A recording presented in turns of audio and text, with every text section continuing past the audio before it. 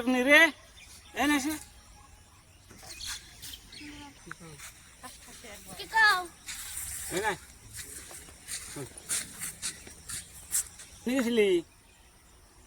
আমি বেটা কাপড় দিবার গেছিলাম আমার ড্রেস দেখে বুঝো না আমি কোন গেছিলাম আমি তো বুঝলাম তুই স্কুলে গেছিলি তো তুই কোন ক্লাসে পড়াস তুমি কি জানো না কোন ক্লাসে পড়ি আমি ফোরে পড়ি আমি তো জানি না তুমি কোন ক্লাসে পড়ো আমরা তো মূর্খ সূর্খ মানুষ স্কুলে যাই না লেখাপড়া করা হারি নাই গতিকে তোমার স্কুলে দিছি তুমি শিক্ষিত হইবা শিক্ষিত হয়ে স্কুলে যে লেখাপড়া করে বড় মানুষ হও